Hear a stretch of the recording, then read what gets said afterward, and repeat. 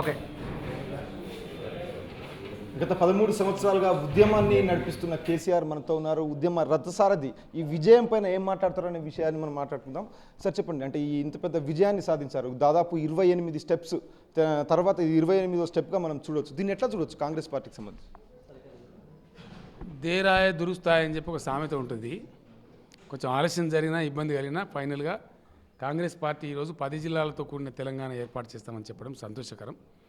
అందుకే నేను సోనియా గాంధీ గారికి కూడా ధన్యవాదాలు తెలియజేస్తా ఉన్నా, ప్రధానమంత్రి గారికి ధన్యవాదాలు తెలియజేస్తా ఉన్నా, మాకు సహకరించిన అన్ని పార్టీలకు పేరు పేరున ప్రతి ఒక్కరికి ధన్యవాదాలు తెలియజేస్తా ఉన్నా.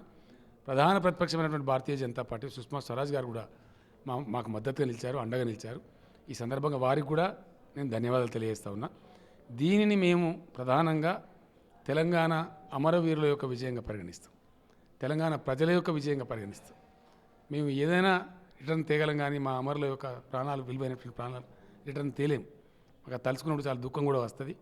ఉద్యమ ప్రస్థానంలో దాదాపు 1000 మంది బిడ్డలు తమ అమూల్యమైనటువంటి ప్రాణాలు కూడా పణంగా పెట్టి పొడగొట్టుకొని ఈ కాజ్ కోసం నిలబడ్డారు. వారి సేవలు, వారి త్యాగాలు మరవలేనివి, వాటికి విలువ లేదు, అవి వెలకట్టలేని త్యాగాలు. ఇటువంటి సందర్భంలో వారిని గుర్తు చేసుకోకపోతే మేము పాపం చేసుకుంటే మేము ద్రోహం చేసుకున్నట్టు అవుతుంది.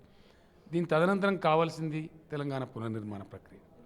గత అనుభవాల దృష్ట్యా రాష్ట్రం ఏర్పడే వరకు మేము చాలా అప్రమత్తంగా ఉండాలి.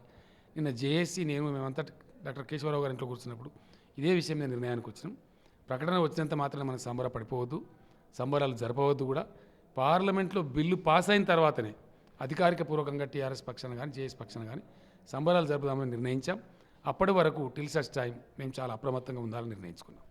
సీమాంధ్ర ప్రాంతానికి సంబంధించిన ప్రజలు, ప్రధానంగా హైదరాబాద్లో ఉంటున్న వాళ్ళు కొన్ని భయాల్ని వ్యక్తం చేస్తున్నారు. అట్లాంటి వాళ్ళకి టీఆర్ఎస్ పార్టీ ఎలాంటి భరోసాను ఇస్తుంది?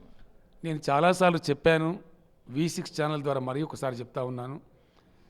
సీమాంధ్ర ప్రజలు హైదరాబాద్లో ఉంటున్నవారు కానీ తెలంగాణ ప్రాంతంలో ఉంటున్నవారు కానీ ఎటువంటి ఆందోళనకు, ఎటువంటి భయానికి, ఎటువంటి అభద్రతకు లోను కావాల్సిన అవసరం లేదు. నేను కేసీఆర్గా ఈ మాట చెప్తా ఉన్నాను. సార్, మెర్జింగ్ ప్రజల ఉద్యమాలు చేసేవారు, ప్రజల ఆకాంక్షల కోసం ఉద్యమాలు చేసేవారు ప్రజలకు వ్యతిరేకంగా పని చేయరు. ఇంకోసం మాట కూడా ఈ సందర్భంగా నేను చెప్తా ఉన్నా. తెలంగాణ రాష్ట్రం అయిపోతే తెలంగాణ ముఖ్యమంత్రికి కానీ, తెలంగాణ నాయకులకు కానీ, తెలంగాణ కోసం పనిచేసే వాళ్ళకి కానీ రోజుకుండే 24 గంటలు చాలు, అంత పని చేసుకోవాలి. మేము హైదరాబాద్ బ్రాండ్ ఇమేజ్ పెంచాలా, ఇక్కడికి పెట్టుబడులు రప్పించాలా, జాబ్ ఆపర్చునిటీస్ పెంచాలా. హైదరాబాద్కి ఇంటర్నేషనల్లో ఒక అద్భుతమైన ఇమేజ్ ఉంది. 2nd best safest destination in the world అని చెప్పి వరల్డ్ సిఓస్ ఆర్గనైజేషన్ కితాబ్ ఇచ్చినటువంటి నగరం ఇది. కాబట్టి ఆ బ్రాండ్ ఇమేజ్ ఇంకా పెంచి హైదరాబాద్ను ఇంటర్నేషనల్లో బాగా మార్కెట్ చేసి ఒక అద్భుతమైనటువంటి ఎంప్లాయ్మెంట్ పొటెన్షియల్ క్రియేట్ చేసే దిశగా పనిచేయాలా. అవన్నీ కూడా చాలా అద్భుతమైన పనిచేయాల్సి ఉంటుంది.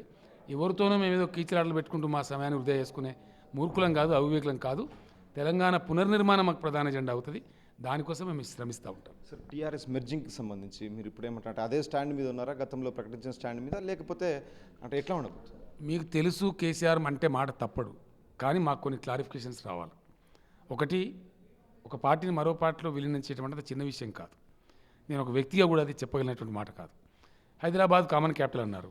కామన్ క్యాపిటల్ అంటే ఏమిటి, ఆ మెకానిజం ఏమిటి, దాని మీద మాకు ఉండే సందేహాలు మాకుంటాయి. కాబట్టి దాని మీద క్లారిఫికేషన్ రావాలి.